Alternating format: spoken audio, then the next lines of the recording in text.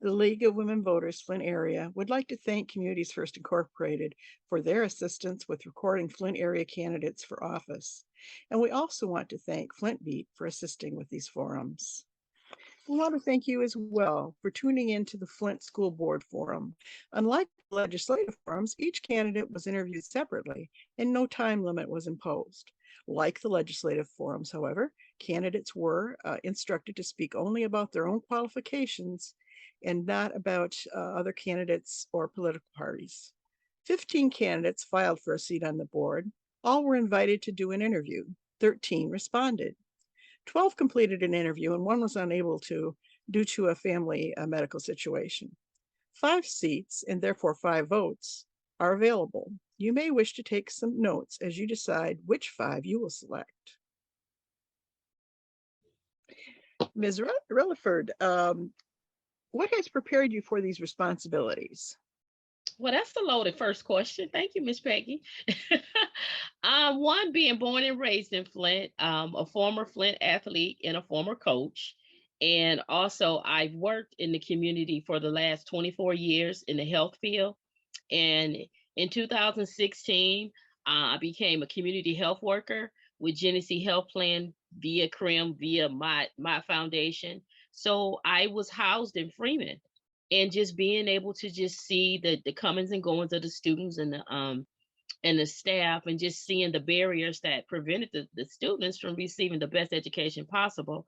I was just able to implement programs that met the needs of the students. And so in doing that since 2017, I feel like that prepares me to meet one quadrant of the issue of the things needed for the students. One is their well-being, and then the scholarly portion of it is just making sure that students receive a physical, eye exam, a hearing exam, and also a dental exam, because a lot of times due to health issues, they're not able to academically succeed.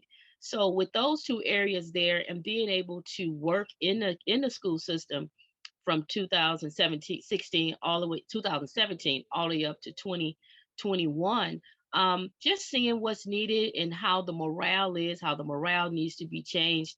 I feel like my passion for helping the vulnerable population helps me to be, to just be in this position to listen, to learn and understand, and then move forward with what's best for the district. So I think that's what prepares me for it. Okay. Do you have ideas on how to maintain or increase student enrollment? Oh, definitely. I think we should really tap into the Montessori's for our elementary, because that is, with the pandemic, everyone is behind, I guess, on an average of maybe 6 months to a year academically. And I think with the structure of the Montessori's curriculum, I think that would help our student scholars, if you will, to be able to readjust, because it'll be new, just like the pandemic is new, and then they'll be able to focus. What I'm more interested in is retaining the students that we have. I know everyone is saying we need more students, we need more students. We need to take care of the students that we have and allow the word of mouth to be able to go out in the community. Being a former Flint public school students, back, I'm dating myself, we received opportunities more so than things. And I think we need to replace things with opportunities. And I think if we allow our students to see more, I think it'll give them more of a drive and more motivation to be their best person, but to be who they are. And we, as the leaders, help cultivate that in them. Okay. How is the role of the school board member different from that of a superintendent? Oh, it's a major difference. The superintendent deals with the day-to-day operations. And what my view on the board is, we deal with the contracts, we deal with the facilities, we deal with what our job title show, our role that has been put together with the bylaws. We stay within that. But however, we are able to listen. And I do believe that the superintendent should have confidence in the board, as well as the board have confidence in the superintendent, to be a collective unit to work together. I don't think that the I don't believe it is the best interest of the district for the board to take over the superintendent's responsibility, because that's not what it's in place for. Now the superintendent works at the discretion of the board. Now that is true, but I don't think it's not for the board to tell the superintendent what he does day to day. However, we can evaluate it and offer some suggestions, but I don't think to override what he does on a day to day. No. Okay. Do you have any other responsibilities that might interfere with your attendance at meetings? No, no, not at all. No. Okay, move on. Um, have you or will you be taking the school board training?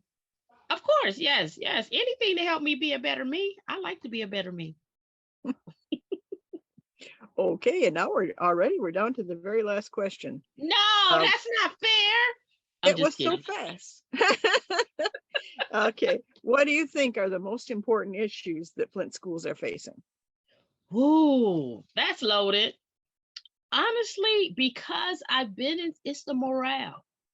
That's one of them. You can't change anything until you change the morale. One, two, you have to reach trust has to return back in the Flint school district, and also pride. I don't see that. And Flint is a very prideful city, and Flint schools has always been prideful. But you see, we have a little bit of it, but as you listen to staff, everyone is disgruntled. And the question is why? You can't teach when you're disgruntled. You can't. Students can't learn in a hostile environment or in a chaotic environment, but also we have to bring stability. It's been so unstable these last several years. With what the last 16 years, the school has had 8 superintendents. That's unheard of. We must stabilize that. So to me, stabilize the superintendent and I think his name is Mr. Jones. Let Mr. Jones know we're here to help you and support you. We're not here to hurt you or condone you. No, no. Everyone, I believe in opportunities for improvement, and that's not a negative thing. But that is if something isn't working, let's address it and let's see what we can come together with to improve it. And I think that's what must happen first of all in the school district is to implement trust, hope, and let's raise up the morale.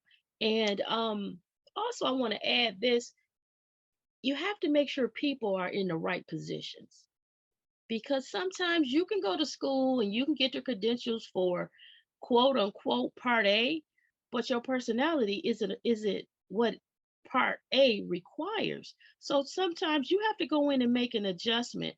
If you're not a people's person, it's kind of hard for you to lead people if you're not a people's person.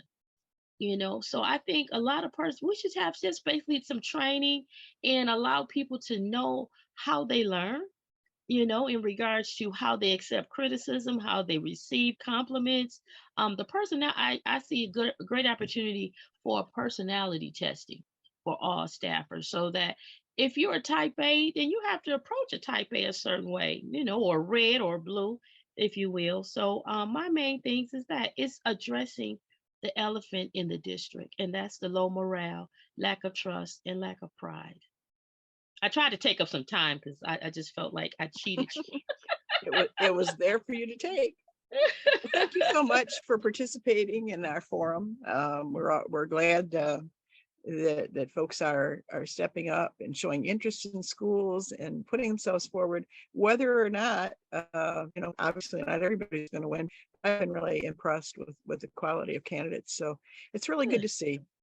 Good, good, So, good. I just got the passion for it. I've been doing what I've been doing for years, and I'm it's like time in, coach. I'm ready to play. So I'm ready to bring the championship home. How about that? well, thanks for being with us today. You're welcome. Thanks for having me.